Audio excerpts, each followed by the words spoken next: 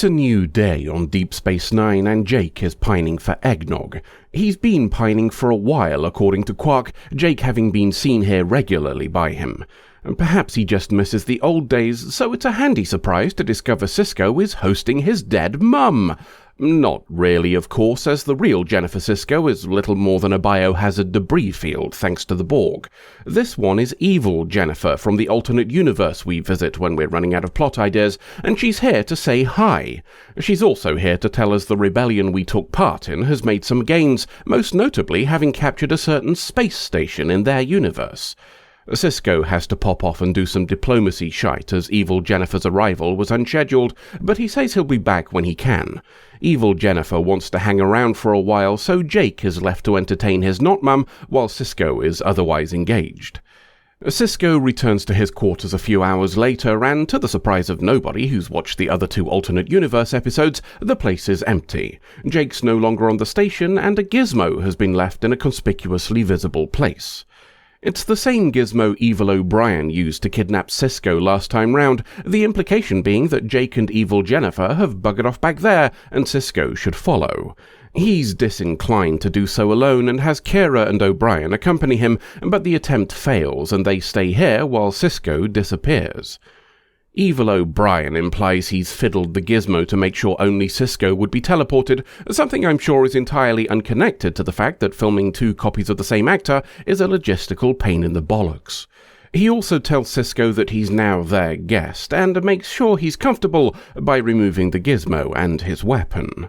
Time to reveal why we're here. When Evil O'Brien popped over to our universe last time, he did gizmo stuff on our computer before teleporting away with a kidnapped Sisko. Turns out the gizmo is also a handy data scraper, and he managed to nick a lot of useful things, such as blueprints for the Defiant. A slight problem, the blueprints are for the prototype, and the prototype was a big barrel of wank.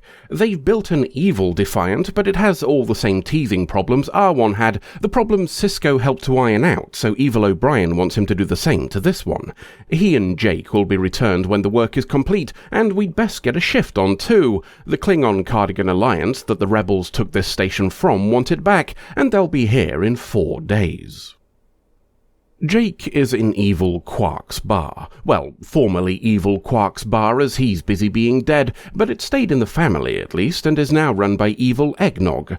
Sisko arrives and tries to chew out Jake for coming here, but can't go through with it when he sees how much being around the evil copy of his dead mum is something Jake needed. If he can't blame Jake, he'll blame Evil Jennifer instead. That's a fair cop, as she admits the whole idea was hers. It's also fair that Sisko accept part of the blame himself, as he was the one who convinced her to join the rebellion in the first place. Okay, he'd been kidnapped at the time, but those are just details. Telling her to stay away from Jake is going to be a problem too, not because she disagrees, but because Jake isn't giving her much choice. Somebody else that doesn't have much choice is plain Evil Garak. He's being dragged before the guy in charge by the collar around his neck, and we discover the Klingon regent is none other than Evil Worf. What a handy coincidence. Evil Worf is pissed off about losing Terok Nor to rebels, and as plain Evil Garak is the only one who got out alive, he's a fitting target. He's not the only one in charge, though, Evil Kira having grovelled before the rebels, according to him, and Evil Worf gives him a chance to free himself by helping to murderize all involved. Speaking of whom, they're all hard at work on the Evil Defiant, at least when Evil Dax isn't twatting Sisko for being a sex offender the last time he was here. Another interruption comes in the form of Evil Kira being tortured by Evil Bashir. It's interrogation, he says, but he doesn't seem particularly interested in asking questions. Sisko steps in to stop him, giving Evil Kira a chance to try and make a deal with him. He declines, and she's dragged away, laughing. She might not be laughing for long. Somebody's been talking, and Evil Worf is receiving a report about a prototype rebel ship that'll be ready in a couple of days. That gives plain Evil Garak a chance to prove his worth and suggests they put their foot down, something Evil Worf does, after throwing a few more threats. Back on Terok Nor, Jake is cooking for Evil Jennifer. Sisko arrives to collect him, but he insists on clearing up his mess before they leave. That gives Sisko and Evil Jennifer some time alone, which might have been the intention. Perhaps evil Jennifer is leaning into that too, hence the shoulder rub, though Sisko is more interested in how all this is affecting his son. The separation of going back home will be difficult for him. Curiously, evil Jennifer says it may be similarly difficult for her. Jake is a reminder of the life she didn't get with her version of Sisko, and the loss is starting to bother her. Perhaps not for long, though. Evil O'Brien pops in to say they've had news. Evil Worf and his fleet will be here in 8 hours. It's brown trousers time on the evil Defiant. The imminent arrival of some very upset Klingons and Cardigans is making tempers fray, so evil Bashir decides to poodle off in a ship and buy them more time. Sisko thinks that will be easier with some insider knowledge, so he's having a chat with evil Kira.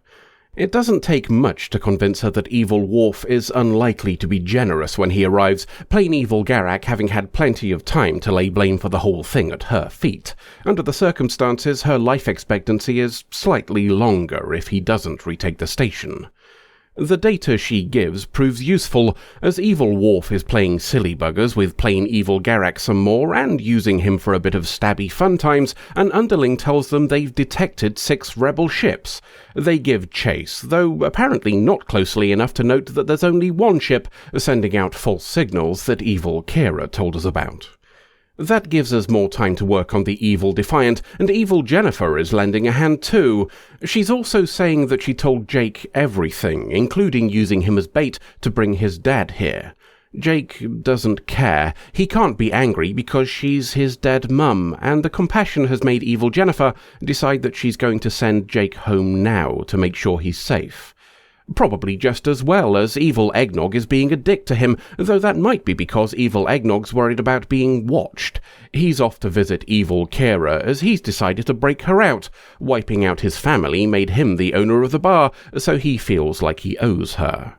It's good timing, too, as evil Worf's fleet has arrived. Evil O'Brien, having no experience with the evil Defiant, makes Sisko decide to stick around for the fight. As he does, evil Kira is getting ready to scarper on a ship.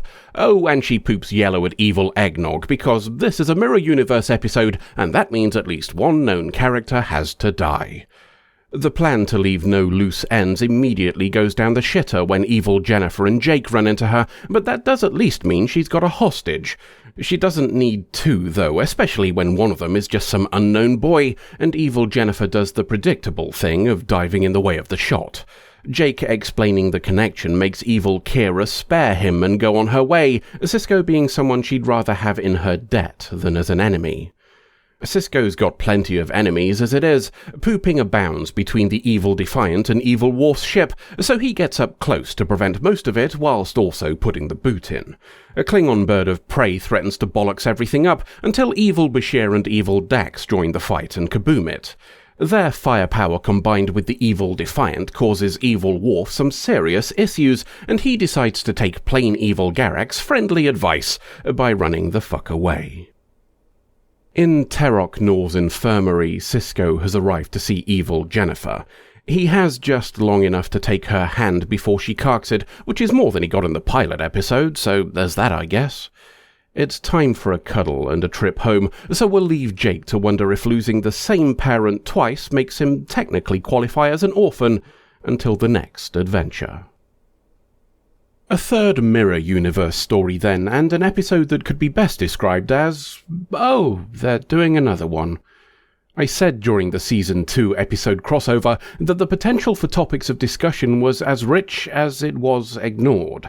Having a previous feel-good story from the original series turn to shite was an inspired choice, and provided a rich vein of moral dilemma that never gets mined. It continues to be ignored here. Sisko could have debated the ethics of introducing a high-tech gunship into a war. He could have questioned whether providing further external influence was wise when seeing his previous jaunt resulted in evil Kira being tortured by the so-called good guys. He could even have asked himself whether helping people who are fine with kidnapping his child is really setting the right precedent. We don't address any of those points. The story needed him here to do a fight and watch his not-wife die, and the rest doesn't matter. We repeat other missteps from previous Mirror episodes too. The choice to negatively present sexuality in the previous two stories continues here when Worf says to plain evil Garak, "You are not my type." It's probably inserted as a joke, but that just makes it a different type of problem, the disparagement or belittling of such things being a regular occurrence for the time. That choice is all the more disappointing after the far more positive representation in Rejoined earlier this season. The inclusion of that was a hard fight for those involved, so to see the same show go 3 for 3 on throwing around tired tropes about sexuality in the Mirror episodes is doubly disheartening. While I'm in a vinegar-pissing mood, I might as well be petty too. We get a lot of external shots of Terok Nor and the surrounding space in this one, what with all the pooping and kabooms. Did you notice anything odd in those shots? No? Hardly surprising, as it's something we've become accustomed to over nearly 4 seasons now, but let me give you a shot from the first Deep Space Nine Mirror Universe episode, and we'll see if you can spot anything different. Here's one from Through the Looking Glass in Season 3. I know, it's subtle, isn't it? But there was a tiny difference in those shots, wasn't there? We have several scenes with multiple angles of the station in this episode, and in not a single one of them do we see the planet of Bajor that Terok Nor is still in orbit around because it never moved in the Mirror Universe. Nor do we see Bajor from any window during the internal shots of the station. Somebody managed to lose an entire fucking planet. Now, I presume the reason for that is because we're using previous shots of the station, and there are far more of those in open space than in orbit of Bajor. The only times we've seen it there are the pilot and the 2 previous Mirror Universe episodes. But that, in itself, is very telling. In those stories, we found the time and money to fit a shot of Bajor in. Hell, we didn't even need that much to solve it here. We know the station is mobile because we've moved it before, so they could have solved the problem with a single line of dialogue saying the rebels moved Terok Nor away from Bajor after nicking it to protect it from planet-based weapons. You could argue the shots were always taken when the planet was behind the camera, I suppose. The station rotates after all, so half the time it's pointing the wrong way. But that requires saying coin toss after coin toss after coin toss after coin toss all came up heads, which is a very generous explanation when there's a much easier one. That nobody addressed the issue, or potentially even realized that there was one, speaks of a general lack of care. The idea by this point has started to feel tired. A character we recognize as the polar opposite of themselves because this is a mirror story, and that's what mirror stories do. Somebody from our universe dies because this is a mirror story, and that's what mirror stories do. We have a nod to someone evil being promiscuous or queer because this is a mirror story, and that's what mirror stories do. The mirror universe was so potentially intriguing because it didn't follow the Trek template and rules could be broken. 3 stories in, and the result is that it's settled into a different but just as predictable template, and that's a real shame. I hate to see potential squandered, and these stories could have been so much more. That's enough negativity. Let's try and end on something a bit more positive. Jake's been conspicuously absent for a while, so seeing the character get a bit of attention is welcome. We've never really addressed how the loss of his mother affected Jake. He's survived and grown and become a young adult, but beyond occasionally acknowledging that he misses her, we've not explored his grief. That he'd want to spend time with evil Jennifer and seek her approval isn't particularly surprising. That he'd also think about recreating the life he had before by trying to match her with his dad is understandable too, albeit a touch harsh on Cassidy Yates, who we all seem to have forgotten exists in this episode. He is the one who acted as matchmaker for them after all. Contrast that with Sisko's behaviour. I confess I find it pleasing that he fully shuts evil Jennifer down after she uses Jake as bait. Any confusion in his mind is instantly pushed aside by the knowledge that his wife would never have put Jake in danger, a clear point of separation for him and one that serves to break any spell between them. Her little redemption arc repairs some of that damage, but I suspect his grief at the end is for the benefit of Jake more than himself. That said, I think having her survive a little longer might have given us the chance for more dysfunction and drama in the Sisko family. Imagine a situation where Jake wants to visit his not-mum on occasion, and Sisko has to juggle the danger and personal discomfort of that against the joy of his son. The S9 has a frustrating habit of snipping off plots before we get the chance to see where they could lead, something we've been doing ever since sticking Kaio Parker on the planet of Never Die back in Season 1. You could argue that's fitting, though, I suppose. If the defining feature of mirror stories is ignoring the wider questions, then killing off evil Jennifer was entirely appropriate. End of episode.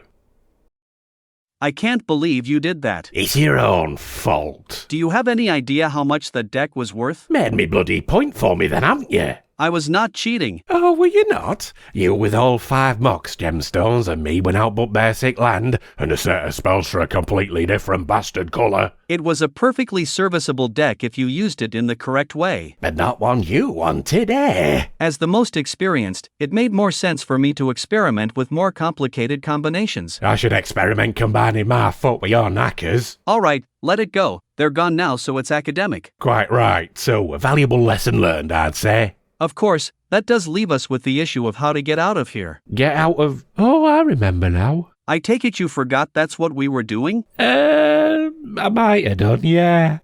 Woof.